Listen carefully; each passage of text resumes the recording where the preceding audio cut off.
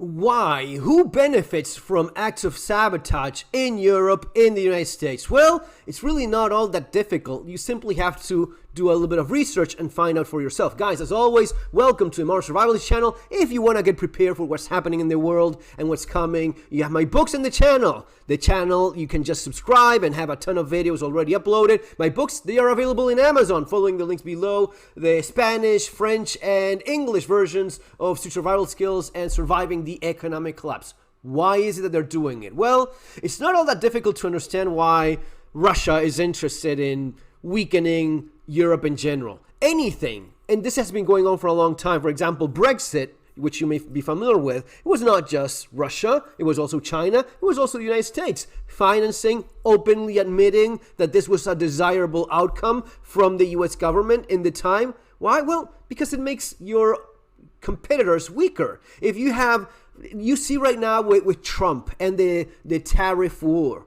you want to have a position of advantage in these negotiations. If I am dealing with a weaker adversary, not in war, but in trade, well, it's better for me. My opponent is not as strong, and his negotiation power will also correlate with that. Now, in the case of Russia, it's really not all that complicated. Why is it that Russia wants to see a weaker Europe? Well, because Russia is invading Europe right now. Maybe something that just flies over the head of a lot of people, but yes, that's exactly what's going on. Why is it that Russia would want to see a weaker United States?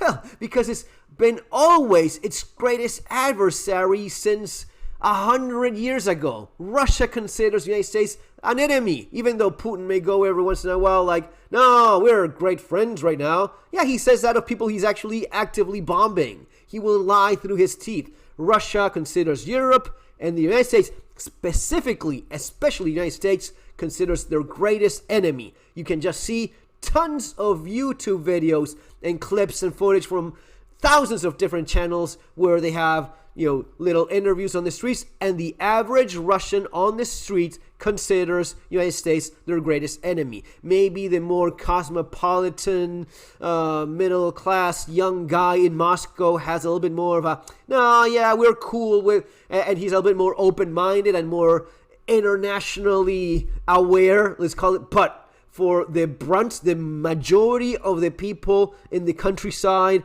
across the rest of Russia, they know the United States is their greatest enemy. But China, why is it that China looks to sabotage Europe? Is it just about negotiations? Exactly like discussing why the United States would want to have a weaker position in Europe for these trade deals and whatnot? Or is there something more? Well, again, you don't have to dig too deep. Did China sabotage a European pipeline in the Baltic? This is from a year ago. This is Baltic Sea cables. Does the trail lead to China? This is from 6 months ago. Why Russia and China may be cutting Europe's underwater cables? Act of China, destroying it. This is constant. Why is it? Right? Why is this happening? Well, this map shows the global network of underwater cables, essential for maintaining energy security and the transmission of 99% of the world's data. These cables facilitate trillions of dollars worth of financial transactions a day. Since 2023, at least 10 of these subsea cables have been cut in the Baltic Sea, shown here in red, in what analysts believe have been deliberate acts of sabotage linked to Russia. Russia's increasing pushing of the envelope when it comes to these sort of hybrid attacks means that the Kremlin is really playing with fire.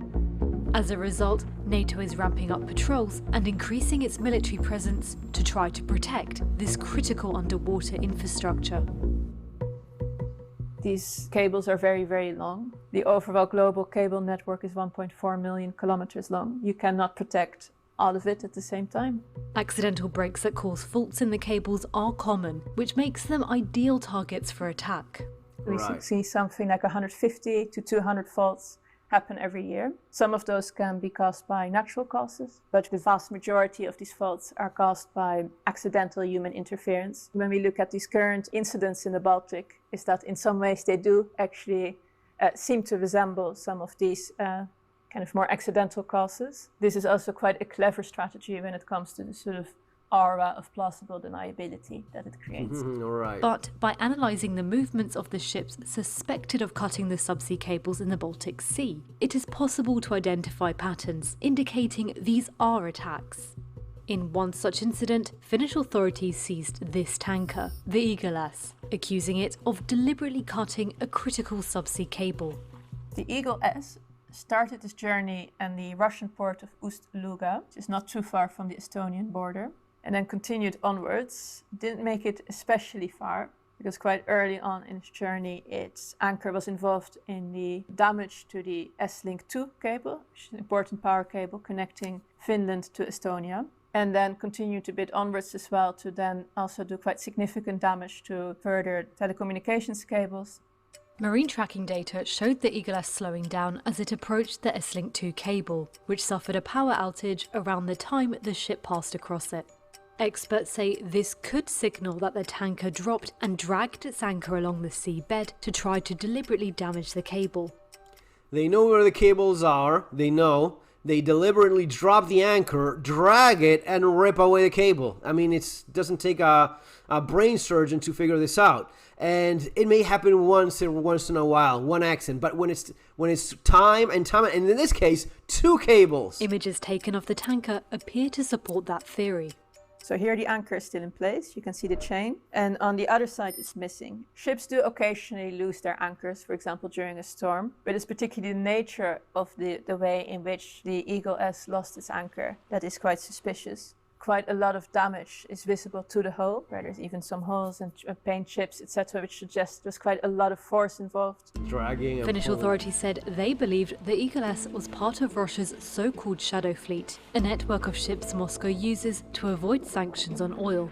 Shadow fleet ships tend to be quite old, so some even as much as 30, 40 years old. They also tend to not be insured properly and not be maintained very well. And it's also often the ownership structures that suggest something is amiss. So if you, for example, look at the Eagle S, it's owned by a company in the United Arab Emirates, and this is the only ship that that company owns. And then the sort of management structure is in India, but it sails under the flag of the Cook Islands. And the Cook Islands are believed to be quite a common flag that ships that are part of the shadow fleet use, and then the crew itself is from Georgia and India, so you get this quite diverse and hard to understand ownerships. While these cables are suspected to have been cut by ships linked to Russia, there have also been incidents involving damage to other Baltic cables that have been traced to ships connected to China.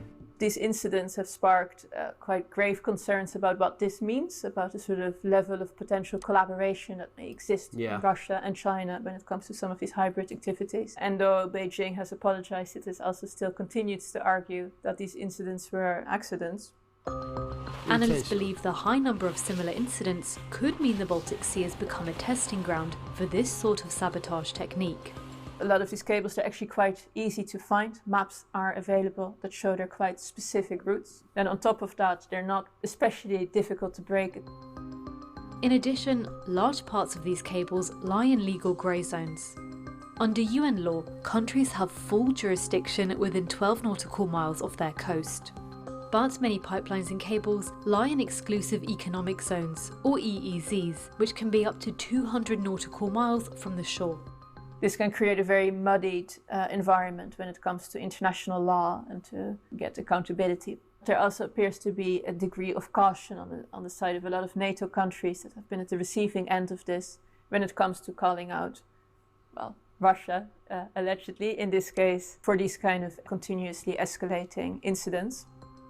The Kremlin claims NATO's concerns are part of a campaign to promote anti-Russian hysteria. Yes, it's basically about racism and anti-Russia hysteria and anti-China. All the white Western males are behind this for sure. That's always the biggest problem in the world. Tensions in the Baltic Sea have been escalating since Moscow launched its full-scale invasion of Ukraine. A lot of countries that border the Baltic Sea have been staunch supporters of Ukraine. Russia is also very unhappy about both Sweden and Finland joining NATO. In response, NATO is enhancing its military presence in the Baltic Sea.